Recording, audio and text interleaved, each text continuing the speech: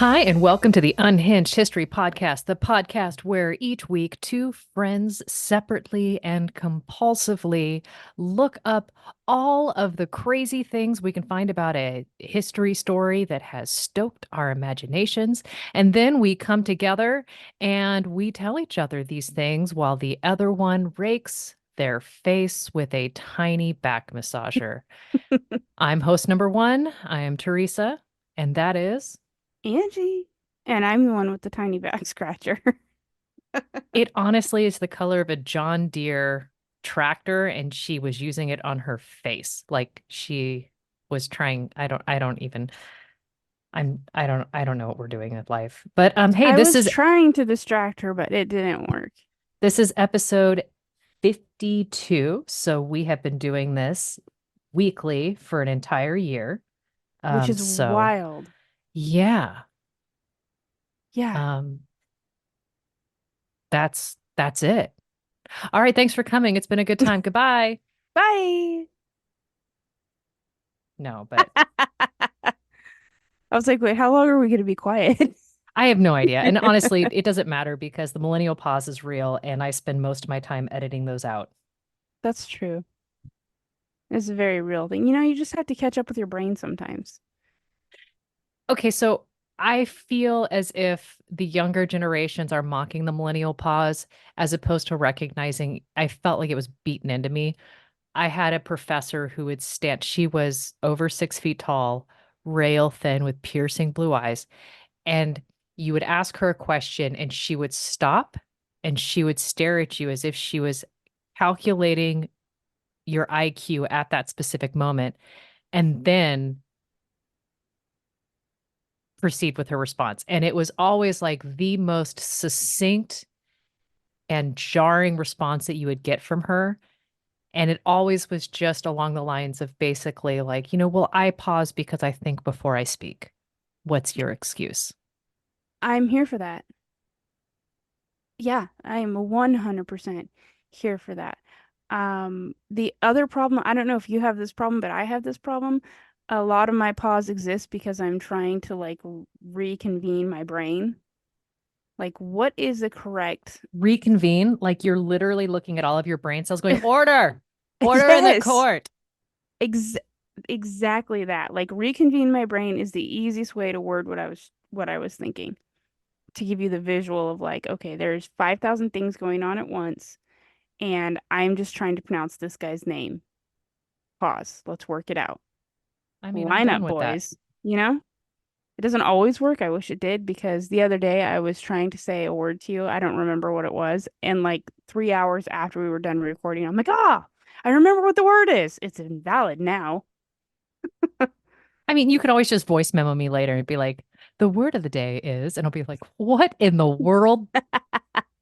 The word I was looking for was contradiction, which I had in my mind before we recorded, but did not when we recorded. Well, just to do callbacks, Pega Magabo. I can do Yeah, that first time on command now. it's the second you think it. Isn't that funny how our brains work? Could I do that the day I recorded the episode? No, I couldn't. Had I been practicing, you're damn right I am. And you know what? It was perfect. Every time I practiced it, I got on and I hit record and my brain went, nope. Deuces.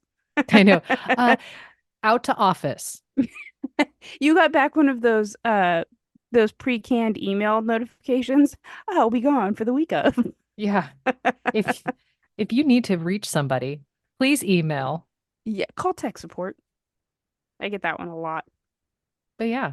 So, I know this week both of our lives separately went sideways, and so we are pulling notes from forgotten episodes, which means the notes are legit, but our familiarity with them might be a year old. Ah, I am excited to tell you that when it occurred to me that we were both pulling notes from forgotten episodes, I decided that the best way to end 52 weeks is by telling you my very first story that Oh was my lost. gosh. Yeah, I thought there'd I be a have really fun like circle back. I have no idea what your first one was. That's so exciting. Okay, so now you're going first. Oh, I'm going first? All Well, I mean, right. because you did that. I mean, I don't know what to tell you, but like, I can't not know what Angie's, I've got to tell this to her first. Okay. Like I brought my very first story with me, so but okay, because it was my first story, here's my precursor.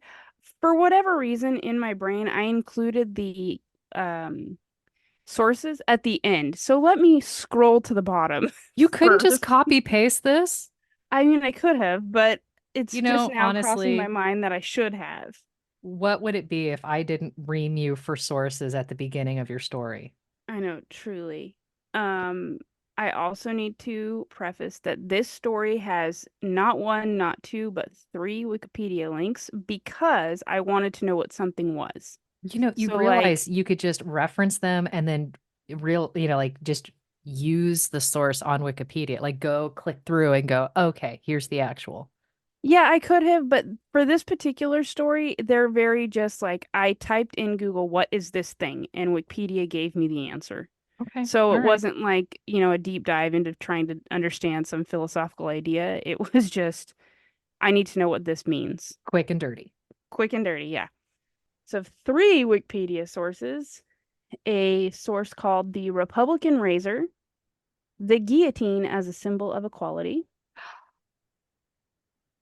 an article from The Maiden, a UK article, a history.com article called Eight Things You May Not Know About the Guillotine, and a Britannica encyclopedia article on the guillotine, the facts, the inventor, and its history. Okay. I'm excited because I think about some of these things that you presented to me the first time regularly. That's awesome because so do I. So, that being said, to me, the craziest idea is this idea that the the use of the guillotine was as a representation for equality, which is so wild to me, right? But like that was the idea. You came into the world the same way, you will leave the world the same way. There's no class separation between this use of punishment for death There's for something your beautiful crimes. about that. Yeah, and it's weird that can be a sentence, right? But it really is. Um, so obviously the guillotine's main where it got its start, where it got its starlight, if you will, got put right into the spotlight was the French Revolution, which took place between the years of 1789 and 1799. Um, I know there's a ton of information and media related to the French Revolution, but how often does the guillotine really get its time in the spotlight? Do you mention the guillotine haircut that is popular Uh, afterwards? I may have, because I think we chatted about that the first time. It's always the head that formerly belonged to a famous person, such as Marie Antoinette, that gets talked about, and the guillotine just gets an honorable mention. Always the bridesmaid, never the bride kind of thing. Yep. Britannica.com has this to say. At first, the machine was called a Lucette or a Luzon after its inventor, French surgeon and psychologist Anton Louis, but later it became known as La Guillotine because Dr. Joseph Ignatius Guillotine presented the idea of the guillotine to the National Assembly in 1789, along with many other progressive ideas and reforms. It does make me laugh to point out that this machine is considered the machine of the Enlightenment. What an insane oxymoron to me. Like, I'm sorry, what? I mean, look, nothing says I'm ahead of the curve like lopping off somebody's head Quite with literally. extreme precedence. Yeah, quite literally, right? So, Dr. Guillotine was concerned with the penal system in France at the time and thought that there must be a better, more fair way to punish criminals like across the board. When I say fair, I mean that in reference to the idea that all crimes be punished the same way for everyone, not handing out different sentence because maybe you're a poor man or maybe you're a Whoa. nobleman. Maybe you have Okay, the but money to get off. I'm going to confirm my understanding. So you throw your chamber pot out and you hit a magistrate, guillotine. You off a bus of nuns, guillotine. Um, guillotine for the death sentence. Okay. Yeah. So, I'm not saying that like across the board, every crime you commit is the guillotine. What I'm saying is if your trial determines the death sentence, guillotine. Okay. That thank you. From Yeah, from the lonely gentleman on the side of the road that sells, I don't know what have you, trinkets to the prince himself. If your death sentence is death, it's the guillotine. There's no Okay. You're buying not your way into choosing your poison. own. Okay. Right. So not like Monty Python Meaning of Life where the guy chooses to be chased through the streets by a cadre of naked women and he runs off a cliff and into his own casket. Correct. Okay. I mean, there are weirder ways to go, I guess. I mean, but look, if you have to choose your own adventure, what a way. Truly, the image I have and I was golden. With all that being said, the proposed idea was a clean mechanical demise for those facing the death penalty, as I said before. The sans-culottes, or the hungry lower class folk who would later be revolutionaries, were totally on board with the guillotine idea and loved that they represented hope and commonality amongst all classes. Because nothing says hope like a sharp blade. Right. And a drop of the yeah, nope. But hey, here we go. It's the clean mechanical death. We're all getting it, not just those of us that can afford it. One where the victim of the blade was not going to be hacked to bits before death or hanged or drawn and quartered. So they're looking at this as like the way that we would look at least this is how my brain operates. They're looking at this the way that we would look at lethal injection. Like it's clean. There's That's fair. not, because like think about how often like Anne Boleyn, like, did they actually like get her neck in one full swipe? I think they did Well, because of the blade they used, but a lot of times you're going to hack that neck in half before you actually kill the person. and when we're talking about this, I will say this is France. So the French were the ones that executed Brunhild. And Anne Boleyn. The French didn't do Anne Boleyn. No, That they was but it was a French executioner came just from France for Oh. her. As much snark as we give the French about, surrendering immediately, boy, they certainly had their hands into execution early on. That's probably why they get a lot of snark for throwing in the towel. Well, I feel like that actually comes from the World Wars, where it's just like, somebody Madagascar sneezes and France surrenders. And we're out. Bye. Yeah, Yeah. Sorry, I did not mean to interrupt you with my statement. Sorry about that. this is your story. I interrupted you. Carry on. Oh, I guess yeah. Carry on. Keep interrupting. Okay. So the idea, like I said, is everybody gets a noble, clean death. The first time it works, you're done. The head's lopped off. There's no sawing through it or drawing and quartering. So the group, the sans-culottes, as I said, they're the hungry lower class folk who would later become the revolutionaries. They loved this idea, and first of all, I just need to tell you that the sans-culotte literally translates to no pants. And that makes me laugh so hard. So, can we go into the etymology as to where that hails from? Because how do you do the no pants dance in a guillotine? I think that the idea, if I remember right, because I've heard of this group before, and I think the idea was simply that they couldn't afford these these new up and coming styles, so they would just forego them and wear their original style. Now, if I'm wrong and there's someone out there that knows exactly the etymology, that'd be great, but that's my understanding of it. So all that to say, I want to mention that the guillotine was not the first of its kind, but rather the newest and cleanest version. There was the English version called the Halifax gibbet, and the plank used in Germany and Flanders, and the Scottish maiden.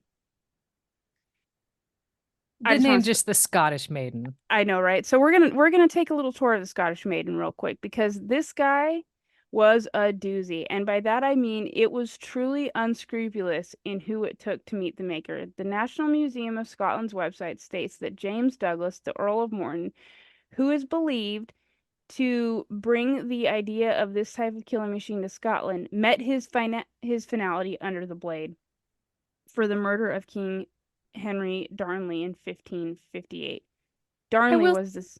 Go ahead. that would be like just straight equality. It's like it's your machine. You can all yeah, it's yours as opposed to being like, nope, can't use this on him. Too good for him. I mean, yeah, you're right. Do keep in mind that Darnley was the second husband of Mary Queen of Scots. And I think it's really interesting to say that it took 13 years to get around to executing Douglas, who was supposed to be hanged by King James, but King James put the kibosh on that and ordered a maiden for him instead, which is delightfully ironic, right? Like maybe don't plot a murder after being the guy who brought a beheading machine to your country. Just saying. That to me, that's the very definition of, F around and find out. Like You're not wrong. you did this to yourself, buddy. However, my absolute favorite part of the maiden was that once the execution was done and everyone went home, you could just fold it to lay flat and stick it in storage with like the Halloween decor or under your bed next to your rowing machine. Like it just it was This just very well goes to thought show of. that human, right? We've always had these issues. We have never had enough storage. Yeah. And it gave me this visual of like the executioner just folding it up and like walking home, like do do do do do, whistling with it, just like Taking his work home with him. yeah, exactly.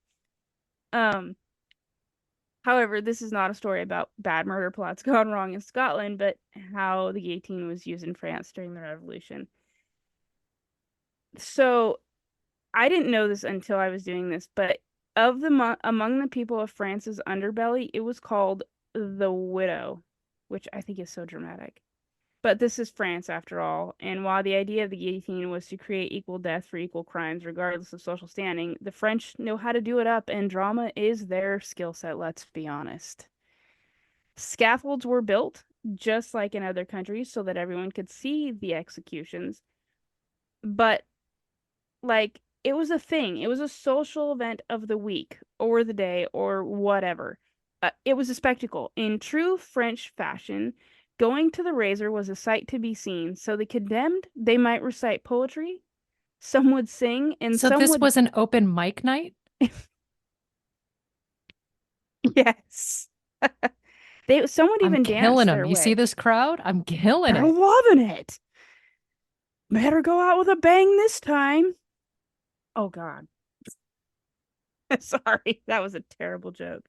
Yeah, I mean, because it's not So a bang. This isn't the firing squad, Angie. Come you're on, you're keep right. I up. blew it. I'm so sorry. So like I said, and they would even dance their way all the way to the guillotine. They wanted it to be a spectacle and everyone would come out to see it. History.com has a great statement about it, saying, quote, spectators could buy souvenirs, read a program listing the names of the victims, or even grab a quick bite to eat at a nearby restaurant called Cabaret de la Guillotine. Some people attended on a daily basis. For example, the Triochtus were a group of knitting women in France, and these women were some of the women who marched on Versailles in one of the first acts of rebellion in October of 1789. They were angry over the shortage of food as well as high prices. So, anyway, these women were there from the beginning. They supported the left wing politicians in the National Convention and attended the Jacobin Club meetings, which is relevant. And Wikipedia has this to say about the Jacobin Club. The Society of Friends of the Constitution, which was renamed to the Society of Jacobins, Friends of Freedom and Equality, after about 1792, that's when they get their name as just simply the Jacobean Club. They were the most influential political club during the French Revolution of 89. The period of this political ascendancy includes the Reign of Terror, during which well over 10,000 people were put on trial and executed in France, many for political crimes. Okay, so just keep that in your mind. These women were in it, and they went to the scaffolding every day. Supposedly, they would knit between deaths. Like, I don't know what they're knitting, but they were, I don't know, maybe they're making scarves for the homeless. Who knows? But I mean, they this is the original true crime. This just goes truly, to show that like loving women, true crime has never been new. women have always been gathering. Women I have was always. just, I'm just agreeing. Yeah, women have always been watching the Identity Channel, Yep. reading the roles, if you will. Another fun thing that I guess you could consider fun is children's toys. So you could buy your child a 2 foot tall real working replica if you saw fit. Sources say they were often used to decapitate dolls and small rodents. Wait, hold on. What year was the guillotine? Well, so the height of the French Revolution, 1789. So this would have been after Clara the Rhino toured and really started the whole merch engine. Oh, yeah, you're right. Huh. So thanks, Claire the Rhino, because now kids have real working replicas of the guillotine. I mean, look, However, capitalisms are going to capitalist humans are gonna human. Some cities did ban them because, well, why would you allow a child to have a razor sharp blade in the first place? because we But were allowing them to drink and work and yeah, that's true.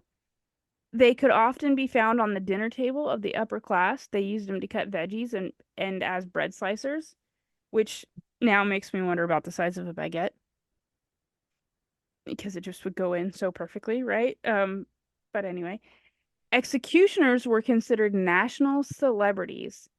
But what really stands out is that the method was used to kill both the aristocracy and the poor alike without consideration of standing. Thus, your average Joes loved it because it meant, in some weird, macabre way, everyone was equal. Some kind of situation where classes didn't matter and everyone was the same. And that was the whole point. That was the whole idea. But the fact that it became a sensation for people to gather and recite poetry and sing and dance, and these knitting women knitting their hats or bonnets or what have you is absolutely wild to me because I don't think humans are gonna human like we just said, and they've always been drawn to executions, right? It's like a thing. It's weird, but it is what it is. But I'm curious to know if it would not have been as sensational in France if the ideas wouldn't have been put out there that it was a representation of equality.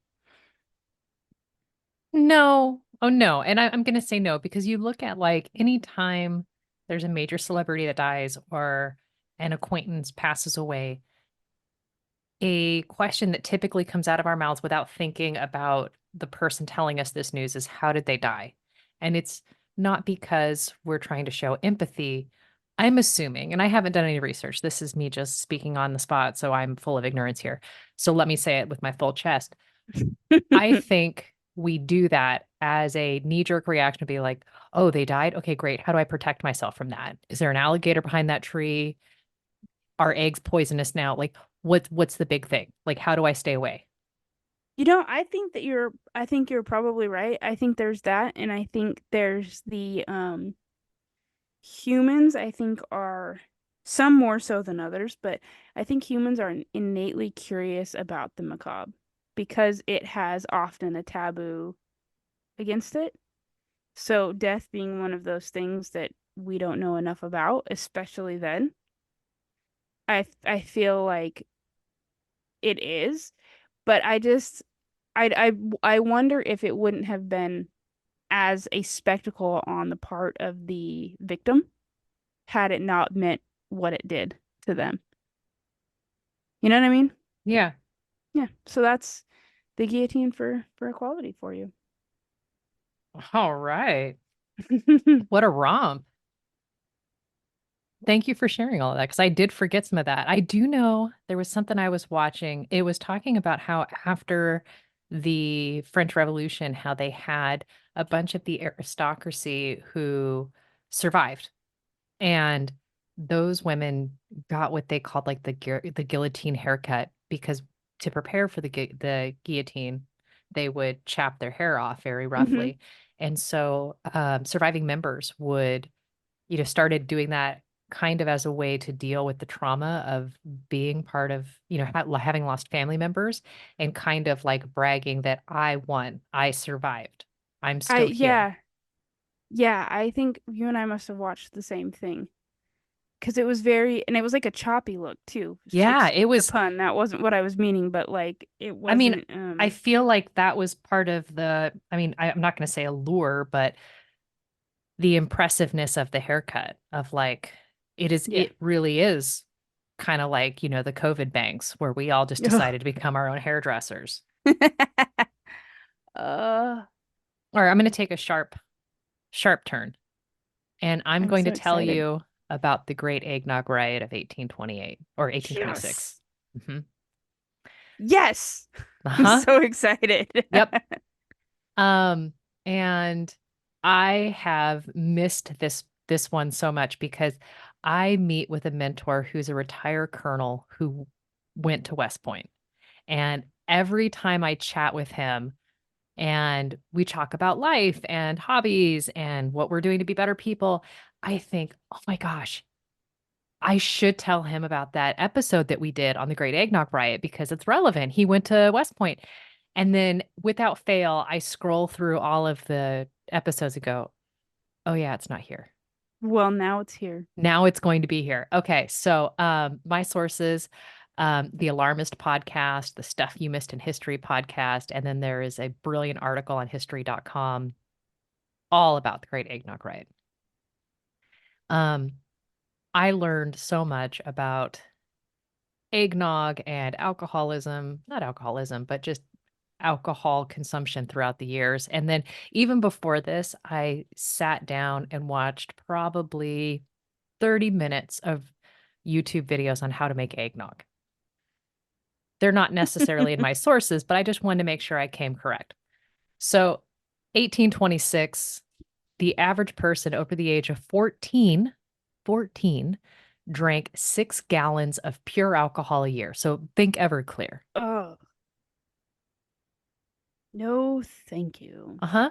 Um, now Uh-huh. if you think about like try to I know you heard this a year ago, so reach back into your noodle noggin.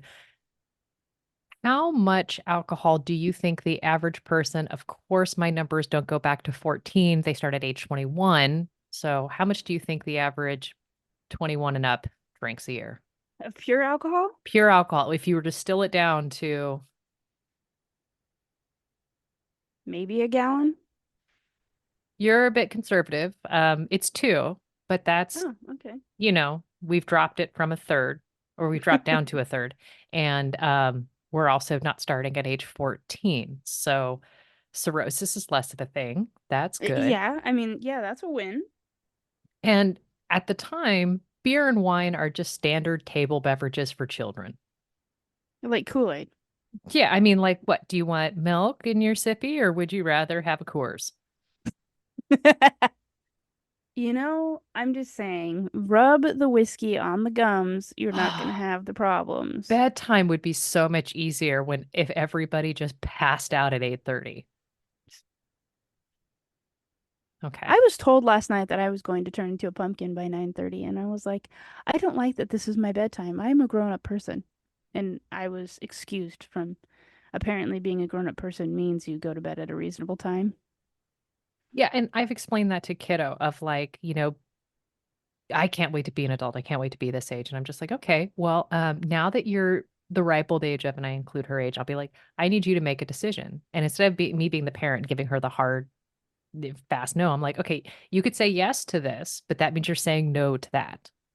Mm-hmm. So you tell me what you want me to do.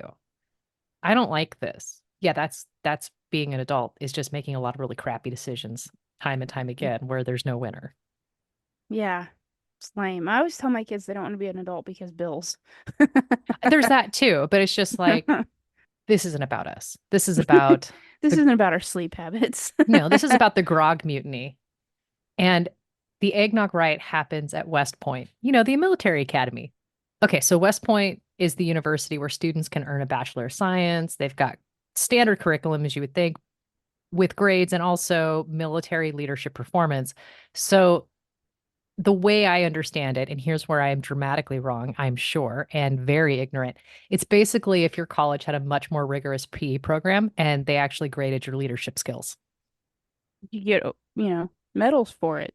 Yeah, you F up, you do burpees, and then you're graded on how easily you can get everybody to do their stuff on their group assignment. Yeah. I think, I mean, if yeah, I don't think you're wrong. I mean, I say that and I could just imagine everybody screaming at their steering wheel, people who've gone to West Point, and I'm kind of here for it. So as I'm stirring the pot, Please let us know how you feel. yeah, say it with your whole chest, and we're here for the big feelings.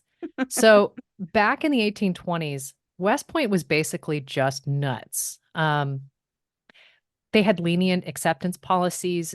You didn't just start at the beginning of the semester. You just, whenever was cool, you could just join, start a Oh, class right at the end. Who knows? And then they have this dude named Sylvanus Thayer who comes to be the superintendent, and he makes it a meritocracy where no one can just pull the advantage of their family, which is so exciting.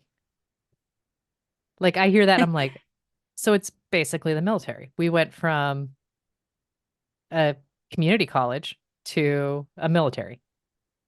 overnight. Now, Thayer is a West Point graduate himself, and he comes in hard and he rules with an iron fist and he prohibits basically everything from playing cards to tobacco, even novels. And so, of course, he prohibits alcohol. Oh, I was gonna say, is that the one thing he didn't prohibit? Yeah, it's like, you know what? We're gonna take your books, but you can keep your beer.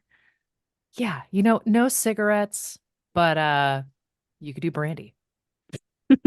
Um, he's so strict that when his nephew's admitted to the school, his nephew has to sign a letter of resignation that Thayer keeps on him. And I love that. And so the concept is if the nephew ever acts out, because he doesn't want to be accused of nepotism. Right. If the nephew ever F's up, the letter would have been pulled out and the nephew would have been promptly dismissed. Oh, I don't want to go to West Point if my uncle is the leader. I don't want to go to West Point if my uncle is there. Yeah, You that's know what I true. mean? Like I have gone to public or private schools where, maybe I knew somebody whose family donated a lot of money, whose parents and grandparents had also gone to that school, and I watched these people really get away with murder. And just kind of like, I wish I had that kind of pull, you I know? wish that So was my last name. yeah, right. I want my name on the side of that building because my life, it would be so much easier to get an A in linguistics if that were the case. hmm So anyhow, the man who is dubbed the father of West Point there, he decides to loosen up a bit. Maybe he's being a bit too harsh. He allows alcohol on two holidays, the 4th of July and Christmas. Because Patriots. I mean, look, nothing says holiday spirit like getting absolutely hammered. And I feel like that is a distinctly Christmas because we have tons of holidays during, the Christmas season. There's Kwanzaa, uh what's the Jewish one? Hanukkah. Hanukkah, there's Hanukkah. I should have known that. Um, but none of the other religions treat alcohol the way we do, in my opinion. No, I think you're. And maybe I'm overly white about it. I think. No, I think you're right. And maybe I'm overly white about it. No, I think that you're. I I think you might be onto something. Yeah, I mean, I feel like we look at it as like, you know what? I'm going to celebrate the birth of Christ with so much eggnog, with so much brandy that you are going to be able to light my breath on fire. Yeah, Okay. that's not how you do it. I've never celebrated Hanukkah. Nobody brings me over for Kwanzaa. I'm not. That's I'm not welcome. Um, guys, we need more friends. That's what we're trying to say here. I need a friend aside from you. Um, but basically, so Thayer allows this, Hey, are you kidding me? I'm the best friend you're ever gonna get. I know, and that's why we just made a public cry for more. I just want to go to Kwanzaa, okay? It's like being You know what? invited to the cookout. Honestly, That's all I'm I saying. my mac and cheese is good for white standards, but I'm here to bring plates. I will That's what bow I'm down. saying. Yeah, Um, yes, ma'am. Tell me where to wash the dishes. I could yes. do this. Okay, so anyhow, but Thayer loosens up and he allows alcohol for the 4th of July in 1825. So a year and a half before the incident. Um, and the cadets they decide to, be okay with it. So I lie. They get absolutely pissed drunk and they engage in something called a snake dance, which I can't figure out what a snake dance is. I'm not sure if it's the nene of the time or if it is some bizarre thing. Anyhow, there's the school's commandant, William Worth. He is beloved by the students. Um, he is hoisted onto their shoulders and carried back to their barracks, presumably against his will. Okay. So after that point, Thayer's like, you guys, you shit the bed. There's absolutely You no blew alcohol it. on campus, like we could have done it if you hadn't have gotten I think the snake dance is where it really broke the back. I'm currently, because I need to know, I'm currently looking up the snake dance. I will stand down. I have an idea in my mind of what I think it is, but I don't. I have in my mind, I haven't found anything yet, but I have in my mind that it is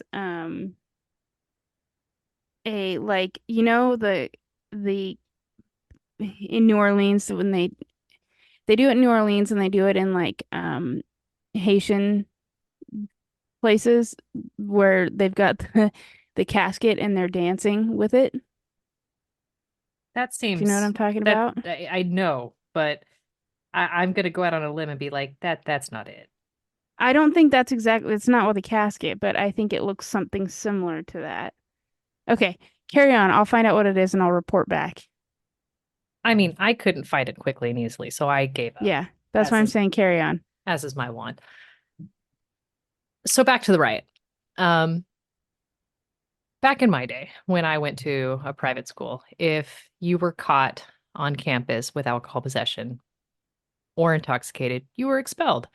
But this is West Point, so it's a little bit um different. I mean, so they were after the snake dance, they were really hard up on the alcohol, but if you were caught with tobacco or gambling, you would get demerits. And I'm assuming even with the novels that Thayer was against. Now, the so because of all of this and the hard stance against alcohol, Thayer effectively cancels the cadets' Christmas party Oh, because he's like, okay, I'm done policing you guys. It's just over. I can't trust you. you're causing problems. Yeah. Um, so Thayer cancels their Christmas party, just saying, absolutely not. We're not doing this. Um, but then later reports say that, he just reminded them that there's no alcohol at the party. Well, with this in mind, there's 260 cadets, and Thayer's told that the cadets are making eggnog in their unrefrigerated dorm rooms, even though the In the Christmas party. bathtub.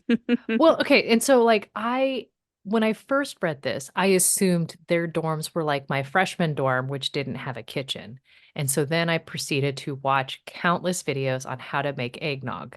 And they all involve a heat element where you got to Okay. heat up the eggnog and then temper it and then slowly mix it together to get the thing. So it's not cooked, but you're making a custard basically.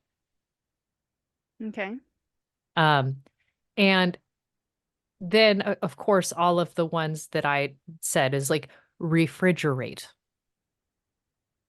but Yeah. this is before refrigeration, and it should be mentioned that George Washington's eggnog recipe contained so much alcohol that it is mind blowing that he was able to walk a line, not a straight line, I have no idea, but just, to be able to make it through any kind of process, let alone running a country. So you Um, have George Washington's eggnog recipe? I at least saw it at some point during this. That And is so cool. it is the reason why people over the age of 14 were consuming 6 gallons of pure alcohol a year, because they had this as a All in one Kickstarter. month.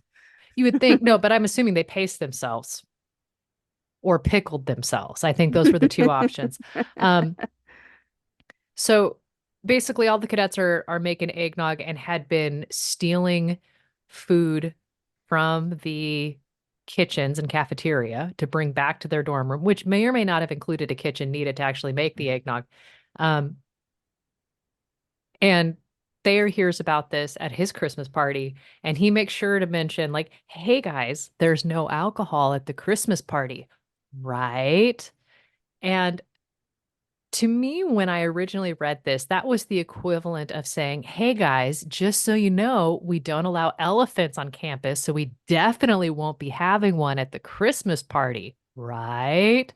Because that would be the only thing I wanted at that point. I'd be like, I hadn't even thought about bringing an elephant on campus, but now I'm gonna go get an elephant. I'm gonna, because I went to school in Fresno, I'm gonna head to the Chaffee Zoo and go get me nosy. Mm-hmm. Yeah. I'm sure you had 250 cadets with you. Why not? And this is back in the early 1800s, so security should be lax at the zoo. So basically, as soon as that happens, and everybody's already planned on eggnog, the booze just, of course we won't, as we're pooling more and more money together. So that it's about that time people are like definitely doubling down on smuggling and liquor. 2 days before the riot, just before 9 p.m., and I love that we've got timestamps on this. It's almost as good as having CCTV footage. 3 cadets are at a place called Martin's Tavern, and they almost get into a fist fight with the proprietors of another tavern because they're trying to get whiskey back to campus. The first tavern, super close to campus, and it allowed students to barter for booze. And just, I, what could a student have aside from cold hard cash that you would want? I mean, they're not showing up with 5 barrels of, I Maybe can't, manual labor. okay, you know what? That actually makes sense. Of like, you build me a new outdoor patio and Hmm. I will let you drink for a month. I've got so much trees that need to be stacked, like wood that needs to be chopped, Yeah, for the stuff that wood needs, burning stove. right. Okay, you clean bar glasses for an hour, you can have a beer. Yeah. Okay. Anyhow, basically, they're too expensive to buy the copious amounts of booze needed to make eggnog for you and 260 of your closest friends. And so the students actually have to travel up the river to Martin's Tavern. Oh no. And so they get further and further away, where the booze is cheaper, supply and demand. And then they end up rowing their boat back to the dock with a couple gallons of whiskey. And that's when they run into a security guard, Private James Dugan. And I feel bad that we know bro's name. And he agrees to let the 3 cadets take the boat to smuggle the whiskey. And it's because they have enough cash in quotation marks left over, they're able to cobble together a bribe. Do you remember the equivalent or the amount of money that Broseph got for this bribe? Enough for us to go buy a burrito. It was burrito money. It was 35 cents at the time, which is about $8 in today's money. I love that. I have been waiting to rehear the story because I think about the burrito money all the Mm, time. yep. Hmm. And I don't know what the 1820s equivalent of a burrito was. I mean, I'm sure it was just a bowl of mush and nothing too exciting, but A bowl of mush is a bowl of mush, man. yeah. And they had purchased, a couple gallons. So the students at the time had only planned to purchase a half gallon of whiskey. And again, it's 280, but they ended up changing their mind and bringing in 2 gallons. And that's when, as they're coming back to the North Barracks room 33, which is hilarious. Again, we have all of these details and receipts. That's when we know that Cadet T.M. Lewis of Kentucky also returned with a gallon of rum from Benny's Tavern at the North Barracks in room 5. Whoever had to write all this down does not get paid enough to deal with this BS. I mean, exactly, because the parties I went to in college, nobody said it was Jaime who brought these 3 bottles of booze, and then we had Evo who brought these, and then it was Kevin who brought, you know what I mean? Like, Yeah. it's always just like, I don't know what's ever in the cabinet. And so fast forward just a tiny bit, it's December 23rd, the day before the riot starts. 5:45, the Christmas party kicks off at Thayer's house, and it's at dinner that Thayer pulls aside the commandant, Major William Worth, the one who was hoisted on the shoulders and carried for the snake dance, and they chat about Jefferson Davis's disciplinary issues. Because, of course, Jefferson Davis is attending West Point, the leader of the Confederate. And at that point, Jefferson Davis had a bit of a drinking problem. I don't know if it ever sobered up. He was one of the biggest party animals at the school, and he had exhibited a fondness for booze and a rebellious streak that foreshadowed his role as president of the Confederacy. During his first year of the military academy, one of the people there, Hitchcock, who comes up later in the story, he caught Davis at a notorious tavern just off campus and had court-martialed, and a court-martial found Davis guilty, but his good conduct prior had saved him from expulsion.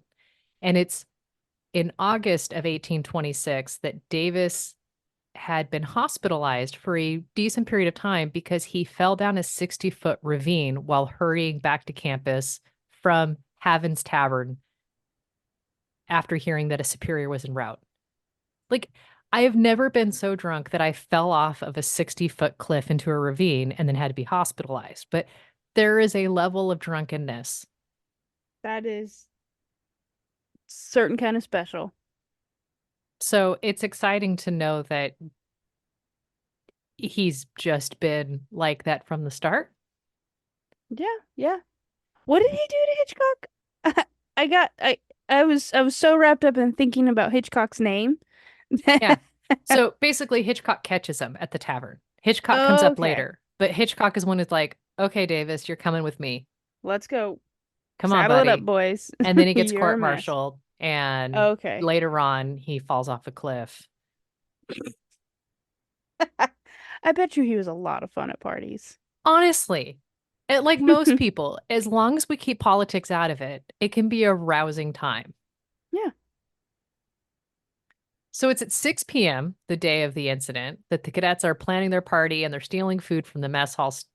Yeah, like they're catering, right? So I don't know what they're doing, smuggling hot dogs in their, not their purses, because Talkies.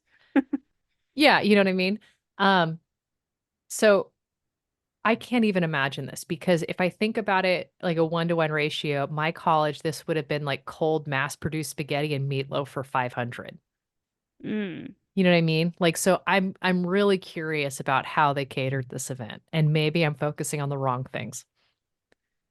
But Thayer knew that these people would want to smuggle alcohol on campus, so he gets uh, Ethan Allen Hitchcock and then Lieutenant William Thornton to post up at the barracks to keep an eye on things. So they're basically going to be the RAs for the night and the babysitters. So just before midnight, Hitchcock and Thornton, they go to bed. Things are super quiet, super chill. Things are great. Couple of hours later, they wake up to the sound of basically drunken frat boys going off.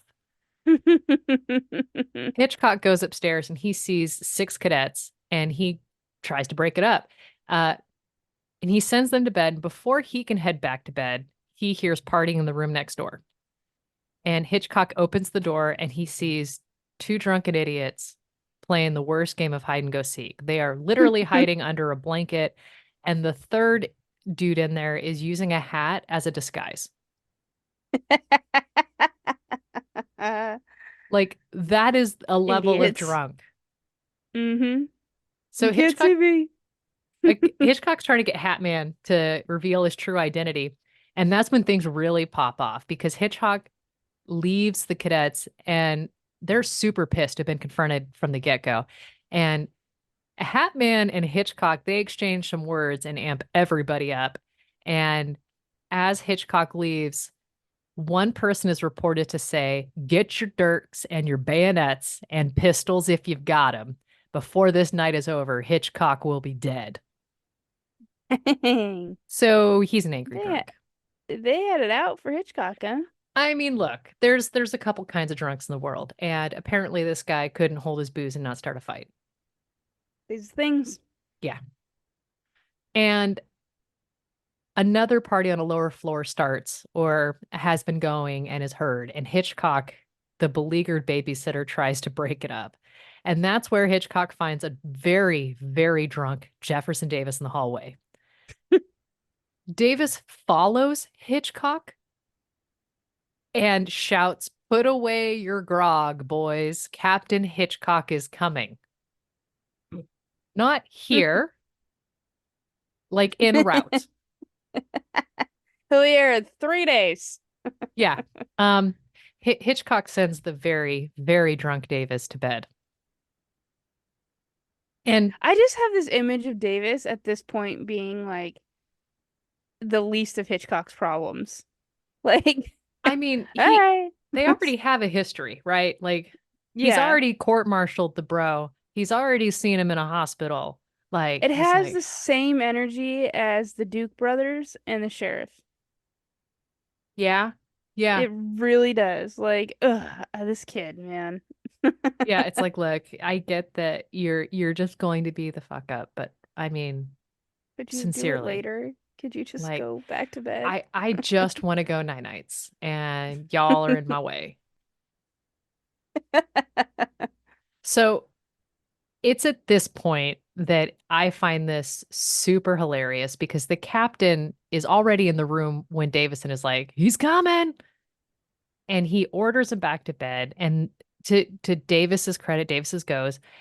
And that's when Hitchcock reads the rest of the cadets the literal riot act, which basically declares martial law on any group of 12 or more that are unlawfully assembled.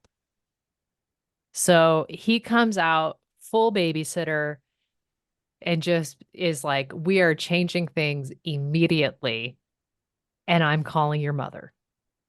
Oh, please don't call my mom. Yeah, it's like I will straighten up immediately. And that's when poor Hitchcock, he attempts to break down a barricaded door. Because of course in another room there's another party going on. Of And course. that's when another cadet attempts to shoot Hitchcock in the face. Of course. And the only reason he misses Hitchcock is because some reports say that a student stumbles into the shooter. Another report says that the student like pushes the shooter. Either way. Yeah, so basically it's just a question of grace and intent, but it's thwarted, and Hitchcock narrowly misses death. And at some point in this chaos, his compatriot Thornton wakes up and then also attempts to stop the parties. And he gets a sword pulled on him in one room and then beaten with a large stick.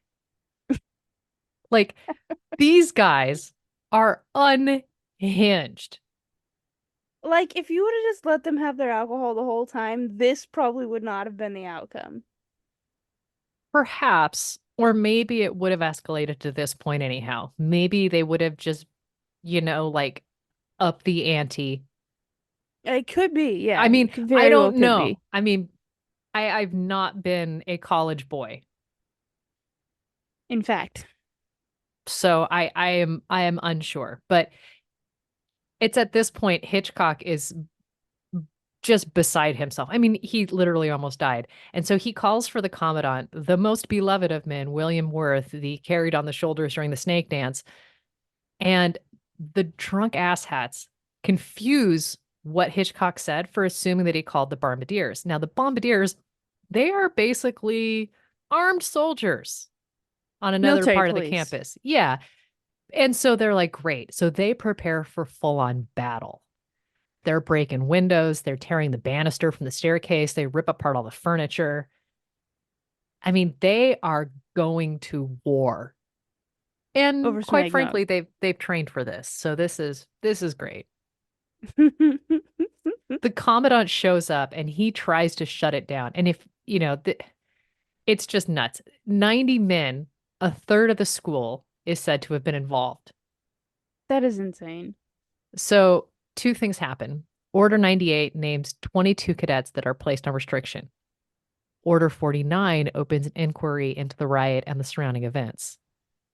The goal is to find the ringleaders because you can't just cut out. I mean, they had pretty hard rules, but you can't kick out a third of the school as your rules say because that's going to be a huge blot on the school's reputation. Yeah. So this whole thing takes several weeks. 19 cadets and one soldier were court-martialed. Cadets Robert E. Lee and Jefferson Davis both testify on behalf of federal or fellow students to attempt to help the fellow cadets. And just knowing that straight A student Robert E. Lee stood next to Jefferson Davis and both went, yeah, yeah, no, no, it wasn't so bad. He wasn't so bad. He wasn't so bad. He wasn't so bad. He was okay. Yeah, he was a jerk face, but I mean, honestly, it was, I actually don't even know who that guy is. Does he even go here? yeah, unsure. That's three squirrels in a trench coat. Um, but it was one of those things. This was the moment I realized that first Robert E. Lee and Jefferson Davis went to the same school and obviously knew each other. Yeah. Like that is the epitome of it's a small world after all. Mm-hmm. And so we get to March 8th of 1827 and the proceedings wrap up and 8 of the cadets that are tried are allowed to remain at West Point, but 3 of them opted to leave anyhow and the rest are kicked out. 53 cadets received lesser punishments, Wow. which is, I mean, that is a ton of work. I can only imagine the paperwork. I can only imagine the administration just going Ugh. like, this is ridiculous. I am Ugh. wasting my time. That poor secretary. Yeah. Um, as of, the 1840s, there was a new barracks that replaced the North Barracks, and they ended up rebuilding it with a very different floor plan. They built short hallways that only allowed you access to a different story on the outside of the building. And that was as a direct result of these eggnog riots because they wanted to attempt to manage crowd control. Okay. So we And saw that this could be a problem later. yeah, We've set a precedence. Let's and change it. that is the hilarious and unhinged story of the eggnog riots. I love that story. That is probably my favorite story. This and it all goes back to the poor guy with the burrito. Just, just man, you know what? Maybe it was bad that I let him borrow the boat. My name is gonna go down in history for this. Because at Crap. some point during the trial, he was like, this wasn't worth the burrito. Absolutely not. This was like the worst kind of jury duty ever. It's the kind of jury duty where you're on the stand. Yeah, that's what I'm saying. The worst jury duty ever. Was he the soldier that was court-martialed? Ooh, good question. I'm not sure. Because you said he was a guard, right? He was a guard, but there was also somebody who let them back on campus with the booze. Oh, okay, okay. So there were a couple, and for all I know, they had a different soldier who was like, "What are you guys drinking? You want to pour me a mug?" So All I know is that when the boy got in trouble at school and had his 1 day in-house suspension, the principal asked him, "Who do you want me to call?" And he said, "My dad, but it'll be my mom you have to call." And he knew how very unhappy I was going to be when I got that phone call. It is something we laugh about now, truly, but knowing that he would have rather talked to his dad and tell his dad that than me, that's got to be a point of pride. I am so proud. right? Like when your kid is in deep water and needs help, you want to make sure they know they can call you. But when they have effed up and the call is coming for sharp justice, Mm-hmm. you know? Never talk to my dad. Yeah. My mom's gonna be so mad. It's what's the maddest I've ever been in my life. Really? Oh yeah, I was so mad. It's funny now. Like I think I was mad because it was funny then. Like this is what you chose of all the things you could have done to get in trouble. This was it. This is the stupidest thing on the planet. I cannot believe you. And so I think that's why I was mad. Like it wasn't even like a relevant thing. Like he didn't he didn't start a fight. He didn't end a fight. He didn't get in trouble for, you know, like things you actually get in trouble for. He got in trouble for being in the wrong place at the wrong time Fair. of his own choice. He could have just kept walking. So this is very much one of those things. Like this was 100% your bad move, my friend. Dummy. But now we get to tease him about it, so That's all you want. yeah. If you've enjoyed this romp through history and these bizarre pairing of stories, the birth of the guillotine and the birth of the eggnog riots, and you're wondering what fresh craziness we're going to bring for you next week, we don't know either. But join us. You can rate, review, subscribe. You can email at us. You can do that too at unhinged.historypod@gmail.com. And we'll see you next week. Goodbye. Bye.